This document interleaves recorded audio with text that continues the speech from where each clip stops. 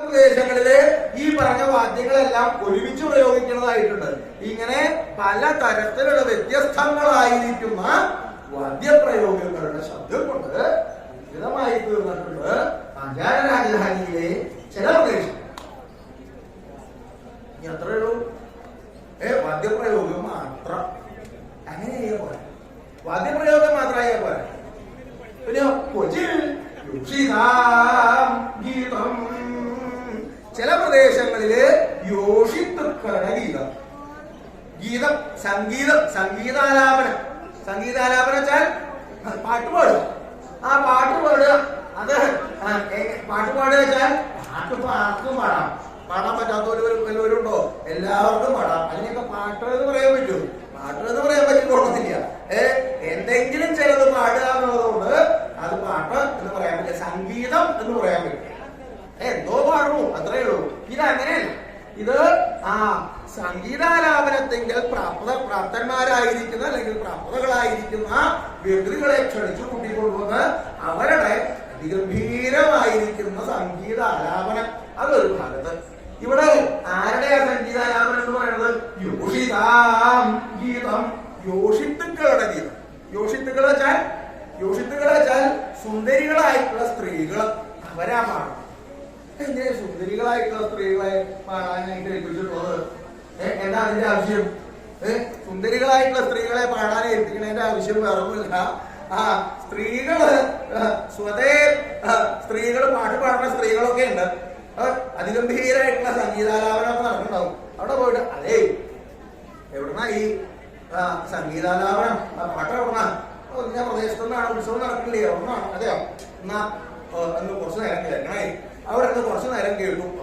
കേൾക്കാനായിട്ട് വന്നിട്ടുള്ള പാട്ട് കേൾക്കാൻ വേണ്ടിയിട്ട് അടുത്ത് വന്ന് അവിടെ കുറച്ചു നേരം കേട്ടു കഴിഞ്ഞപ്പോൾ ആരെ ഈ പാടണത്?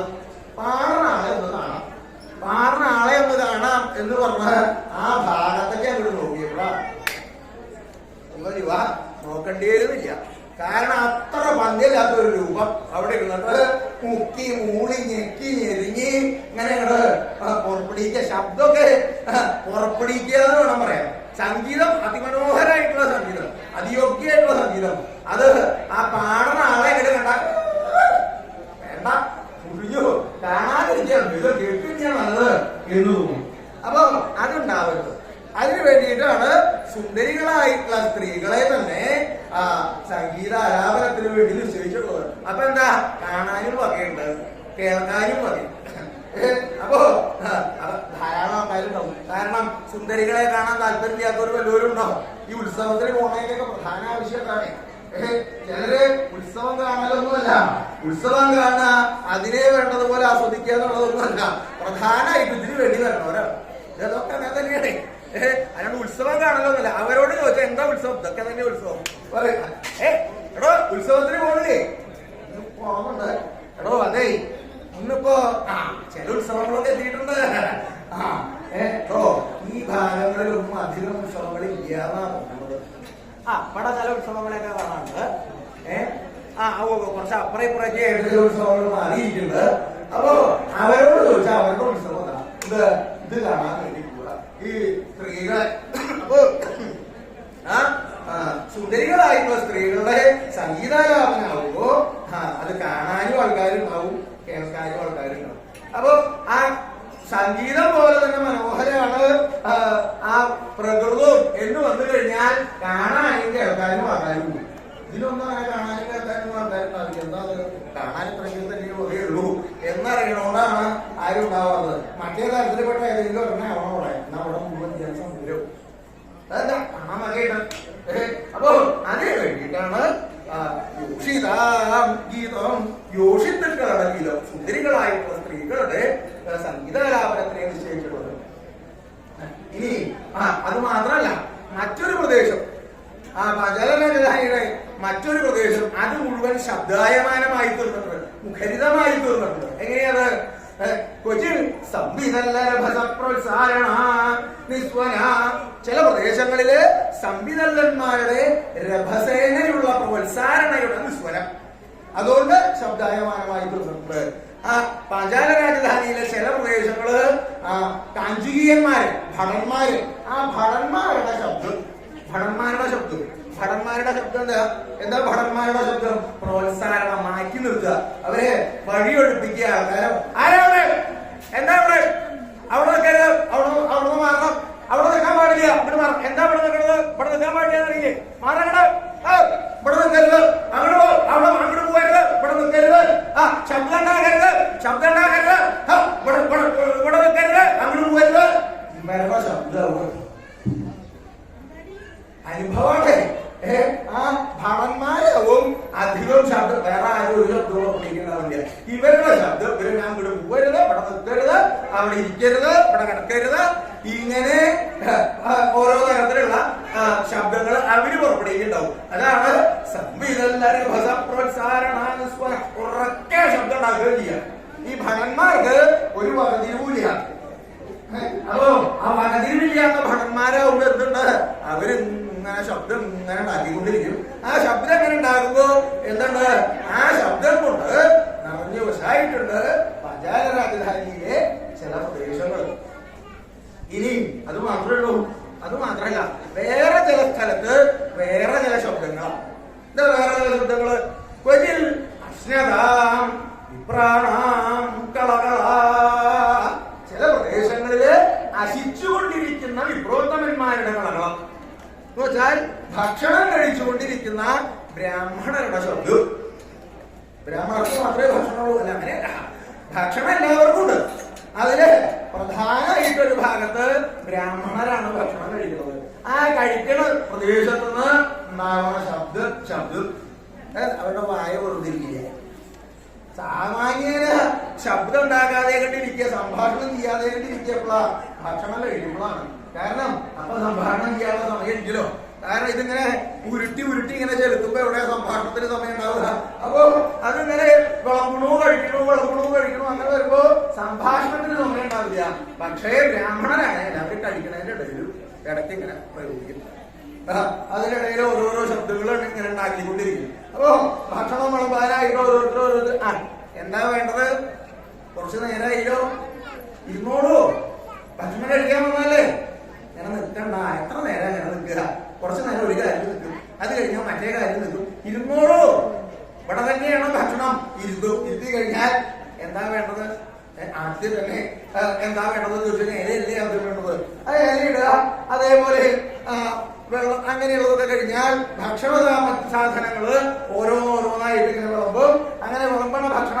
സാധനങ്ങള് ഓരോന്നായിട്ട് ഇങ്ങനെ ഉരുട്ടി ഇങ്ങനെ ആ കണ്ഠം ആ നാസം ആ ശിരസ്കം അങ്ങനെ ചെലുത്തിക്കൊണ്ടിരിക്കുക അങ്ങനെ ചെലുത്തിക്കൊണ്ടിരിക്കുന്നതിന്റെ ഇടയിലാണത് എങ്ങനെയുണ്ട് ഭക്ഷണം എന്താ ഭക്ഷണത്തിനെ പറ്റിയിട്ടുള്ള അഭിപ്രായം ഞാൻ പറയണോ അത് ഭക്ഷണത്തിനെ പറ്റിയിട്ടുള്ള അഭിപ്രായം എന്താണ് ഭക്ഷണം അത്ര മോശമാണെന്നല്ല കഴിക്കാൻ കുറച്ച് പ്രയാസം എന്ന് വെച്ചാൽ മോശമാണെന്ന് ഞാൻ പറയില്ല കഴിക്കാൻ പ്രയാസം ഉണ്ടെന്ന് പറഞ്ഞാൽ അവന് മോശമാണെന്ന് പറയില്ല കഴിക്കാൻ പ്രയാസം ഉണ്ട് സ്വാദില്ലേ സ്വാദൊക്കെ ഉണ്ട് എന്താ ഈ സ്വാദം എന്ന് പറഞ്ഞു കഴിഞ്ഞാൽ അതില് ചേർക്കേണ്ട എന്തെങ്കിലുമൊക്കെ ചില സാധനങ്ങളൊക്കെ ചേർത്ത് എന്തെങ്കിലുമൊക്കെ ചില പൊടികളൊക്കെ ബുദ്ധി കലക്കി ഉണ്ടാക്കി കൊടുത്തു തരും കുളമ്പ് അതുകൊണ്ട് കഴിച്ചാൽ അതിനൊരു സ്വാദം ഉണ്ടാവും അത്രേ ഉള്ളൂ അല്ലാതെ വിശേഷാൽ ഓരോ സാധനങ്ങൾക്കും പ്രത്യേകം ഉണ്ടാവുന്ന സ്വാദം ഉണ്ടാവില്ല അപ്പൊ അങ്ങനെ വന്നു കഴിഞ്ഞാൽ എന്തുണ്ട് കഴിക്കണ ആൾക്കും ബുദ്ധിമുട്ട് കുറച്ചങ്ങോട്ട് കഴിഞ്ഞാൽ വേണ്ടാന്നുള്ളൂ ഇതങ്ങനെയല്ല അതിവിശേഷമായിട്ടുള്ള പദാർത്ഥങ്ങളാണ് അവിടെ ഉണ്ടാക്കിയിട്ടുള്ളത് അധികേമന്മാരായിട്ടുള്ള പാചക വിദഗ്ധര് വന്ന് അവരാണ് ഭക്ഷണങ്ങൾ ഉണ്ടാക്കിയിട്ടുള്ളത് അപ്പൊ ഓരോരുത്തർക്കായിട്ട് ഭക്ഷണം അങ്ങനെ വിളമ്പി കൊടുക്കണു അവര് അത് അവരുടെ താല്പര്യത്തിനനുസരിച്ച് എങ്ങനെയുണ്ട് എരിശ്ശേരി ജമായിട്ടോ എരിശ്ശേരി ജമായി നമ്മള് രണ്ടാളും കൂടി ഇരുന്നിട്ടല്ലേ അന്ന് 12ാം മാസത്തിന്റെ ഭക്ഷണം ഉണ്ടായത് അന്നത്തെ എരിശ്ശേരിയോ ഇന്നത്തെ എരിശ്ശേരിയോ കേമം അന്നത്തെ എരിശ്ശേരിയോ കേമം എന്ന് ചോദിച്ചാൽ അത് കുറച്ച് കാലായില്ലേ ഇതിപ്പോ എന്നാലും ഒന്ന് ആലോചിക്കാം അത് കേമാണ് അല്ലാന്നല്ല ഇതും കേമാണ് അങ്ങനെ പറഞ്ഞോണ്ടായില്ല താനൊന്ന് ഭേദം ചിന്തിച്ചിട്ട് ഏതാന്ന് പറയാ അത് കേമാണ് ഇതും കേമാണ് അങ്ങനെയല്ല ഏതാ കേമെന്ന് പറയാ അങ്ങനെ നോക്കുകയാണെന്ന് അതിനൊരു സമ്പ്രദായം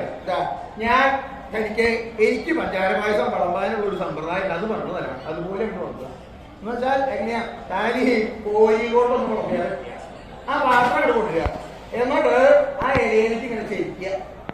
പാത്രം ഇലയിലേക്ക് ചെരിക്കുക എന്ന് വെച്ചാൽ ആ പാത്രം അപ്പാടെ ഇലയിലേക്ക് ചെരിക്കുക. എടോ അപ്പൊ അത് അങ്ങോട്ടും കൂടെ പോവില്ലേ? അത് പോവാതെ ഞാൻ നോക്കിക്കോളാം. അതിനുള്ള പ്രാപ്തി എനിക്കുണ്ട്. ആ പാത്രം ഇട്ട് ചെരിക്കുക എന്ന് പറഞ്ഞാൽ എങ്ങനെയാ ഒരു പിടിയാനം മുറിക്കണം. എന്നല്ല എങ്ങനെയാ ഇതൊക്കെ പറഞ്ഞിട്ട് കഴിക്കുക. അതൊന്നും നോക്കണ്ട, കഴിക്കുന്നത് ഞാനല്ലേ. അപ്പൊ എനിക്ക് വിളമ്പാനുള്ള സമ്പ്രദായം അതങ്ങോട്ട് ചെരിക്കുമ്പോ ഞാനിങ്ങനെ ചെലുത്തിക്കൊണ്ടിരിക്കും. കുറച്ചങ്ങോട്ട് കഴിഞ്ഞാൽ ചില ശബ്ദങ്ങളൊക്കെ പുറപ്പെടുവിക്കും, ചില കൈകൊണ്ടൊക്കെ ചില ബോട്ടുകളൊക്കെ കാണിക്കും. അപ്പം നിർത്താം, നിർത്താൻ പാടില്ല. പിന്നെ ആദ്യം വിളമ്പണ ശബ്ദത്തിൽ ഒന്നുകൂടി കൂട്ടാം. അങ്ങനെ കുറച്ചു നേരം ചെലുത്തി കഴിഞ്ഞാൽ ഞാൻ കൈയോട്ട് ഇങ്ങനെയൊക്കെ ഒന്നുകൊണ്ട് കാണിക്കും. അപ്പൊ നിർത്താം, നിർത്തരുത്. ആ വിളമ്പണന്റെ ശക്തി ഒന്ന് കുറയ്ക്കാം. എന്നിട്ട് പിന്നെ ഇങ്ങനെ ചെലുത്തിക്കൊണ്ടിരിക്കും. അങ്ങനെ ചെലുത്തിക്കൊണ്ടിരിക്കുന്നതിന്റെ ഇടയില് ഒരു സിംഹനാഥം വിടുക. ആ സിംഹനാഥം വിടുകയാൽ പിന്നെ ഒരു തുള്ളി പായസം കയ്യിൽ വീണാലോ വീണാ എന്റെ കയ്യിൽ അടച്ചെടുക്കുക. നല്ല ഭാഗമായി വല്ല മോക്ഷം ഉണ്ടോ ഇങ്ങനെയൊക്കെ വിളമ്പിയിട്ട്? നാളെ ശ്രമിച്ചോക്കാം. ആയിക്കോട്ടെ. അയാൾ കഴിക്കാൻ തുടങ്ങി. കഴിക്കണോ അങ്ങനെ കഴിച്ച്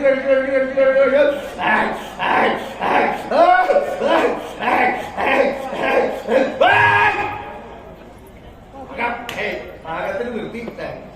എങ്ങനെയുണ്ട്? മതിയോന്ന് ചോദിച്ചാൽ എങ്ങനെയാ പഞ്ചാര പായസം കഴിച്ചിട്ട് മതി എന്ന് പറയാ? മതിയായില്ല. എന്നാ ഈ മാവാക്കല് നീ അങ്ങനെ പറ്റില്ല. ആ ഒരു കാര്യം ചെയ്യാം. എന്താ, 2 പാത്രം കൊണ്ടുവരാം, 2 ചെറിയ പാത്രം. എന്നിട്ടോ ആ പായസത്തിന്റെ പാത്രം ഇത് നീക്കി വയ്ക്കാം. എന്നിട്ട് 2 പ്ലാവില കൊണ്ടുവരാം. പ്ലാവിലൊക്കെ കണ്ട ഞാൻ പറയാം കൊണ്ടുവരാം. എന്നിട്ട് താൻ ആ ചെറിയ പാത്രത്തിലേക്ക് ആ പായസം എടുക്കുക. എന്നിട്ട് ആ പ്ലാവിലൊന്ന് കൂട്ടി അതുകൊണ്ട് പായസം കോരി എടുത്തിട്ട് എന്റെ വായിക്ക് ഒഴിക്കുക. എന്നിട്ട് അത് കഴിഞ്ഞ് ഞാൻ ഇങ്ങനെ ഇരിക്കും. ആ പത്രം നോക്കിയിട്ട് വായ പൊളിച്ചിട്ട് ഇങ്ങനെ ഇരിക്കും. വായ നോക്കാൻ ഇരിക്കും. വായിക്ക് ഒഴിക്കുക. എന്നിട്ട് അത് കഴിഞ്ഞാൽ കുറച്ച് കഴിഞ്ഞാൽ ഞാൻ കൈകൊണ്ട് ഇങ്ങനെ കാണിക്കും. അങ്ങനെ കാട്ടി കഴിഞ്ഞാൽ ആ വായകൾ ആ പ്ലാവിൽ കൊണ്ട് ആ പായസം മുട്ടിയിരിക്കുക. എന്നിട്ട് അത് മറ്റേ പാത്രത്തിരിക്കുക. എന്താ കാര്യം? എന്താ തോന്നിട്ട് ഗുണം? എടോ വേറൊന്നുമല്ല, ആ പായസത്തില് ഇങ്ങനെ കിടന്നോട്ടേറ്റാണോ? വേറൊന്നുമല്ല. ഇങ്ങനെ ചില സംഭാഷണങ്ങള്, ചില പങ്കില്ലാത്ത ചില സംഭാഷണങ്ങൾ ഇങ്ങനെ കഥയില്ലാതെ ഓരോന്ന് പറയാം. അത് ഇങ്ങനെ ഭക്ഷണത്തിന്റെ ഇടയിൽ ഇങ്ങനെ കൊണ്ടിരിക്കുന്നത്.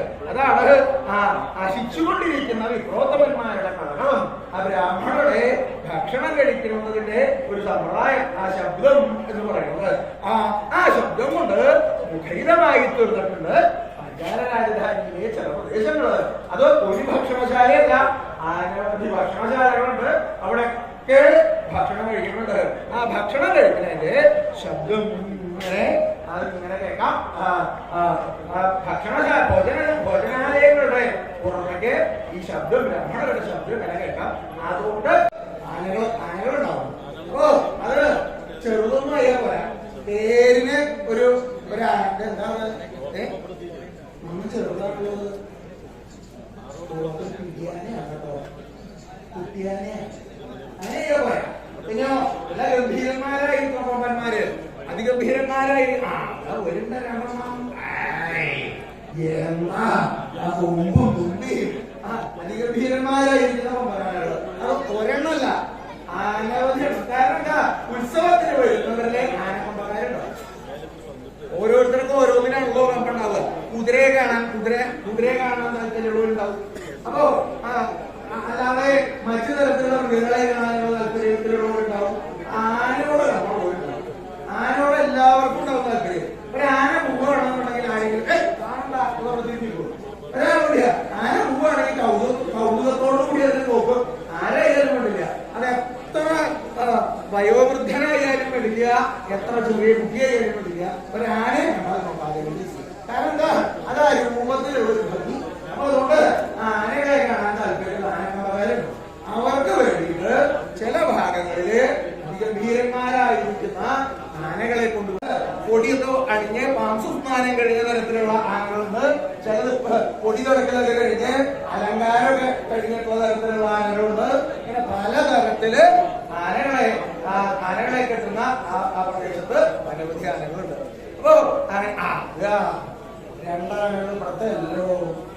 വ്യത്യാസമുള്ള ആനകളുണ്ട്. അത് ഇവിടെ ഉള്ളതല്ല, പുറത്തുനിന്ന് നടന്നതാണ്. അങ്ങനെയുള്ളതുകൊണ്ട് വ്യത്യാസമുള്ളതാണ്.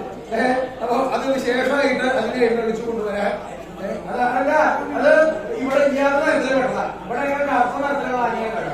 മഹാരാജാവിന് വല്ല പ്രയാസമുണ്ടോ? അദ്ദേഹത്തിന് എവിടെയൊക്കെ ഏതൊക്കെ തരത്തിലുള്ള വള്ളശത്തൊക്കെ കൊണ്ടുവരാൻ ഒരു പ്രയാസമില്ല. അപ്പൊ അങ്ങനെയുള്ള ആനകളെ കൊണ്ടുവരുന്ന തരത്തിലുണ്ട്. അപ്പൊ ഈ ആനകള് ചില സമയത്ത് ശബ്ദങ്ങൾ പറയും. ശബ്ദങ്ങൾ പറഞ്ഞാൽ ആന ഉണ്ടാക്കുന്ന ശബ്ദത്തിന് പീരിടുക. ആന പീരിടുക. ആന പീരിടുന്നത് ഒരാന ശബ്ദം ഉണ്ടാക്കിയാൽ തന്നെ എന്താ ഉണ്ടാവുക എന്നുള്ളത് അറിയാം. ഒരാന ശബ്ദം ഉണ്ടാക്കിയാൽ ഈ ഭാഗത്ത് ഒരക്ഷരം ഉണ്ടാവില്ല. അപ്പോ ഇതങ്ങനെയല്ല. ഇത് ചില സന്ദർഭങ്ങളില് അവിടെ ആ ആനകളെ കെട്ടിയിട്ടുള്ള പ്രദേശത്തുള്ള മുഴുവൻ ആനകളും കൂടി ഒരുമിച്ച് ശബ്ദം ഉണ്ടാക്കുക. ഒരേപോലെ ഒരേ സമയത്ത് ഒരുമിച്ച് ആനയുടെ എന്റെ കണ്ടത്തിന് ഇത്രയും പുറത്തു. അപ്പൊ ആനയുടെ എത്ര ഉണ്ടാകുന്ന ആലോചിച്ചാൽ ഇതിപ്പോ ഒരാള് ശബ്ദം ഉണ്ടാക്കിയാൽ തന്നെ അയ്യോ ഞെട്ടി തെറ്റുന്നു. ഇതല്ല, അനവധി ആനകള് ഒരേ സമയത്ത് ഒരേ സന്ദർഭത്തില് ഒരുമിച്ച് ശബ്ദം പുറപ്പെടുവിച്ചാൽ എത്രത്തോളം ഉണ്ടാവും ആ ശബ്ദത്തിന്റെ ശക്തി എന്നുള്ളത് ആലോചിച്ചാൽ മനസ്സിലാക്കാം. അങ്ങനെ അനവധി ആനകള് ഒരുമിച്ച് പുറപ്പെടുവിക്കുന്ന ഗംഭീരന്മാരായിരിക്കുന്ന ഗംഭീശ്വരന്മാരുടെ പ്രധാനം. അത് പാഞ്ചാല രാജധാനിയിലെ ചില പ്രദേശങ്ങളെ മുഖരിതമാക്കി തീർന്നിട്ടുണ്ട്.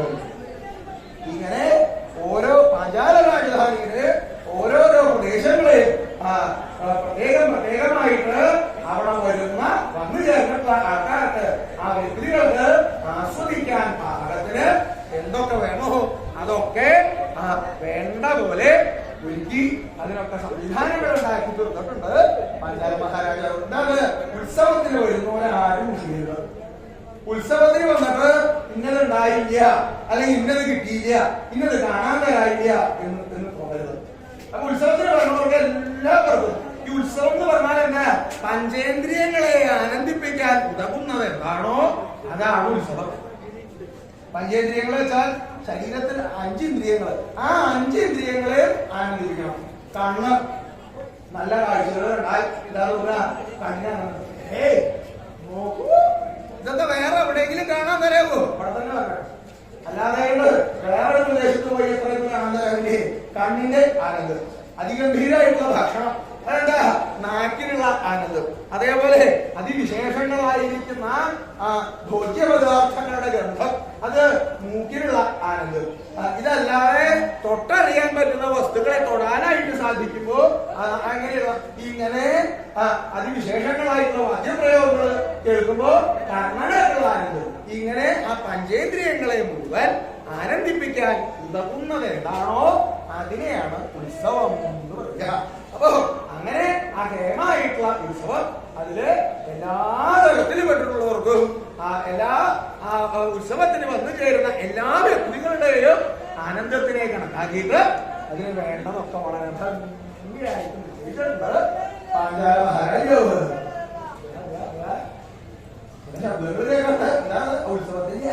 ഉത്സവത്തിന്റെ യോഗ്യത കൊണ്ടാണ് ഇങ്ങനെയുള്ളതുണ്ടാവും. ഇങ്ങനെയുള്ള ചില ശബ്ദങ്ങളൊക്കെ ഉണ്ടാവും. അത് ഉത്സവത്തിന്റെ ഒരു സമ്പ്രദായമാണല്ലോ. അപ്പോ ആ പാഞ്ചാല മഹാരാജാവ് അങ്ങനെയുള്ള ആ മഹോത്സവം ആയിട്ട് നിശ്ചയിച്ചിരിക്കുന്നു. അത് വളരെ ഗംഭീരമായിട്ട് ഉത്സവം നടന്നുകൊണ്ടിരിക്കുന്നു. ഒരു ആ പാഞ്ചാലിയുടെ സ്വയംവരം നടന്നിട്ടില്ല. സ്വയംവരത്തിന്റെ ആരംഭത്തിന്റെ ഉദയം അത്രയേ ആയിട്ടുള്ളൂ. ആ പാണ്ഡവന്മാര് പ്രദേശത്ത് നടക്കുന്ന ആ ഉത്സവങ്ങളെയൊക്കെ വളരെ ഭംഗിയായിട്ട് കണ്ടു. ആ സമയത്ത് ഭഗവാൻ കൃഷ്ണന്റെ അവസ്ഥ എന്താ? ഭഗവാൻ കൃഷ്ണൻ അവിടെ ഉണ്ടായിരുന്നു. ഭഗവാൻ കൃഷ്ണൻ ഉത്സവത്തിന് വന്നു. പാണ്ഡവന്മാര് ഇവിടെ വന്നിട്ടുള്ളത് എന്തിനാ? അവർ ഉത്സവം കാണാൻ വേണ്ടിയിട്ടല്ല, പാഞ്ചാലിയിൽ മോഹണ്ടായിട്ടല്ല, പാഞ്ചാലിയെ വിവാഹം കഴിക്കണമെന്നോ പാഞ്ചാലിയെ ലഭിക്കണമെന്നോ നിരീക്ഷിച്ചിട്ടല്ല. പിന്നെ പാണ്ഡവന്മാരിവിടെ വന്നതിന്റെ കാരണം തന്നെ ഭഗവാൻ കൃഷ്ണൻ ഉത്സവത്തിന് വരും. അപ്പോ അദ്ദേഹത്തിനെ കണ്ട് ഇനി മേൽക്കൊണ്ട് എന്താണ് ചെയ്യേണ്ടത്? ഇവിടെ നിന്ന് അങ്ങോട്ട് ഈ ക്ഷാത്രം പ്രത്യക്ഷമാക്കുകയാണോ വേണ്ടത്? അതോ ശേഷമുള്ള കാലം ഈ ബ്രാഹ്മണ വേഷത്തിൽ തന്നെ കഴിച്ചുകൂട്ടി ജീവിതം അവസാനിപ്പിക്കുകയാണോ വേണ്ടത് എന്നുള്ളത് ഭഗവാൻ കൃഷ്ണനോട് അന്വേഷിച്ച് മനസ്സിലാക്കണം, ചോദിക്കണം. അദ്ദേഹത്തിന്റെ താല്പര്യപ്രകാരമേ മുമ്പിലേക്ക് പോകാൻ പറ്റുള്ളൂ. കാരണം ലോകത്ത് ജനങ്ങളെ മുഴുവൻ വിശ്വസിച്ചിട്ടുള്ളത് എന്താ? ജനങ്ങളെ മുഴുവൻ വിശ്വസിച്ചിട്ടുള്ളത് പാണ്ഡവന്മാര് മുഴുവൻ കരക്കിലെത്തിപ്പെട്ടു കൂടി മരിച്ചു പോകുന്നതാണ്. അപ്പോ അതങ്ങനെയല്ല, പാണ്ഡവന്മാർക്ക് അപകടമൊന്നും പറ്റിയിട്ടില്ല എന്ന് ജനങ്ങളെ അറിയിക്കണം എന്നുണ്ടെങ്കിൽ അതിനെന്ത് വേണം? ഭഗവാൻ കൃഷ്ണന്റെ താല്പര്യം എന്താണെന്നുള്ളത് അറിയണം. അതിനു വേണ്ടിയിട്ടാണ് പണ്ട് ഒരു അഞ്ചാരാജ്യതാക്കി കൊടുത്തത്. ആ ഭഗവാൻ കൃഷ്ണന്റെ അവസ്ഥ എന്തായിരുന്നു ആ സമയത്ത് എന്നാണെങ്കിൽ, ദേവോ വാസുദേവോ ദ്രുപദനൂജോത്സവം അനയിഷ്യൻ പാർത്ഥാനാം കീർത്തിലക്ഷ്മീമഭി വസമിതാവേധയിഷ്യൻ മുഷ്യാം സന്നദ്ധൈ സത്വദൗധൈ സഹജ ഹരഭൃതാനപുരം സത്യഭാമായുക്തോ ദൈവബന്ധു ശ്രീമദ ഭഗവാൻ